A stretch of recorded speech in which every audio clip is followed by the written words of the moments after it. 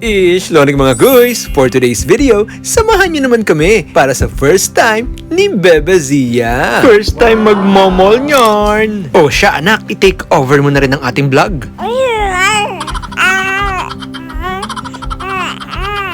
Grobing daldal eh! Anak, huwag mo namang kainin yung camera. Ang laban boses niya po talaga yon. Dahil nga, binyag na ang ating bebehan, eto na yung mga pagkakataon na pwede natin siyang igala. So tara, ayan, pinagmamasdan niya. Ganito pala daddy ang SM. Yes, anak. Ito yun. At dahil nga first time namin gumala ng buong pamilya, sulitin na natin to mga kuys. Bago magpaikot-ikot at bago malanto tayo sa gutom, kumain muna tayo. Si Sia ang in charge dyan. Siya ang o-order. Sige nga anak. Aba, marunong na agad. Galingan mo Sia. At bukas, magka-college ka na. Agad-agad? Di pa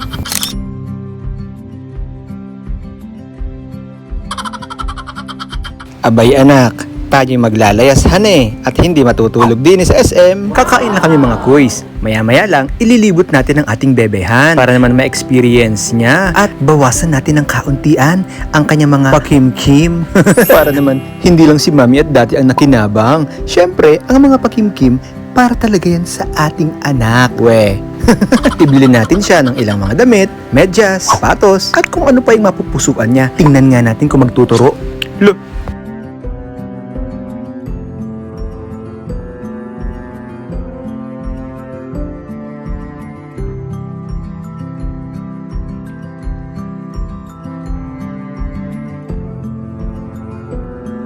Anak, sana pagdating ng araw, mapanood mo ang mga video na kagaya nito na masaya tayong namamasyal kahit nung maliit ka pa lamang. Hindi man kami kasing yaman ng iba, pero at least sana lagi tayong masaya. Normal naman na may lungkot anak, tunay yan. Parte yan ng ating buhay. Hiling ko lang sa Panginoon na lagi tayong healthy at malakas. Ay siya, at bago pa ako maiyak ay tara na. Nakakatuwa yung batang to Talagang nag-o-observe siya. Ayan napakabait. Ni hindi man laang umiiyak. Obvious ba? Enjoy na enjoy ang batuta Tapos, nakita namin tong bigay sa kanya ng kanyang ninong Jonor. Ayan suot na niya. Siya, bayad na yan Baka habulin tayo ng guard. Ibabayad kita. Sige mami, pili lang. Sukat lang, bibihan. At mamaya, nga. Abay, hindi naman daddy. Dahil ito ay pinaghandaan naman natin kahit papaano. Ito'y para sa ating anak at magagamit naman niya to sa kanyang mga pang-araw-araw, mga pag-alis ng bahay. Hindi naman po luho, ang minsanan lang.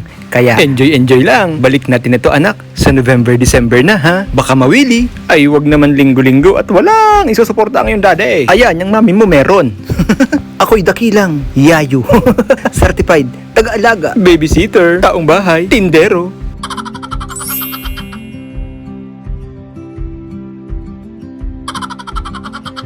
At bago tayo umuwi, huwag kalilimutan ang favorite ng bebehan. Hindi mawawala ang kanyang gatas. Yan ang kukumpleto ng kanyang araw. Anak, okay na yan Tara na, uwian na muna.